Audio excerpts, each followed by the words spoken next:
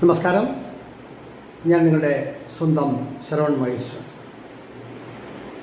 കൃഷ്ണശിലയായി എന്ന എൻ്റെ പരമ്പരയിലെ 192-ാമത്തെ എപ്പിസോഡാണിത്.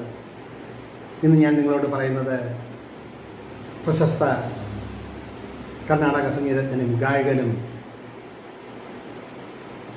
സംഗീത സംവിധായകനും ഒക്കെയായ ശ്രീ കാവാലം ശ്രീകുമാറിനെ കുറിച്ചിട്ടാണ്.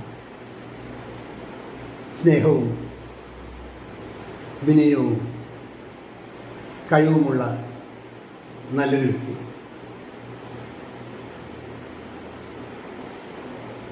കാവാലം നാരായണ പണിക്കരുടെ മകൻ, പത്മഭൂഷൺ നേടിയ അച്ഛനും കർണാടക സംഗീതത്തിൽ ജ്ഞാനം നേടിയ മകനും. എൻ്റെ രാഗവർണ്ണമിയെ എന്ന ആൽബത്തിൽ ശ്രീകുമാർ ഒരു ഗാനം ആലപിച്ചിട്ടുണ്ട്. ഇന്നെൻ്റെ മനസ്സിൽ സംഗീതമില്ല എന്ന് തുടങ്ങുന്ന വരികൾ. അതിൻ്റെ റെക്കോർഡിംഗ് വേളയിലാണ് ഞാൻ അദ്ദേഹവുമായി കൂടുതൽ അടുത്ത് ഇടപഴകുന്നത്. എൻ്റെ വിവാഹത്തിനും അച്ഛനും മകനും കുടുംബവും എത്തിയിരുന്നു. കാലങ്ങൾ കടന്നു പോകുമ്പോൾ പലപ്പോഴും പലരെയും നേരിൽ കാണാൻ കഴിയുന്നു വരില്ല. വിദേശവാസമെല്ലാം അവസാനിപ്പിച്ച് നാട്ടിൽ വന്ന് എഴുത്തും കഥയും കവിതയും സിനിമ കാര്യങ്ങളും ഒക്കെയായി ജീവിതം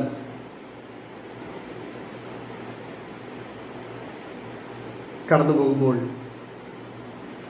പഴയകാലത്തെ പലരെയും നേരിൽ കാണാൻ കഴിഞ്ഞൊന്നുമില്ല.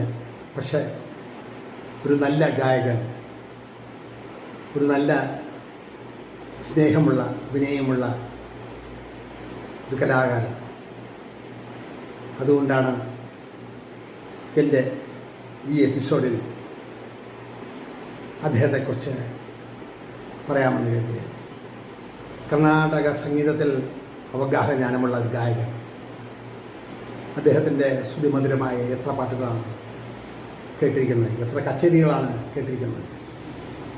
അദ്ദേഹത്തെക്കുറിച്ച് എൻ്റെ കൃഷ്ണശിലയായ എന്ന എപ്പിസോഡിൽ വിശദമായി പ്രതിപാദിക്കുന്നുണ്ട്.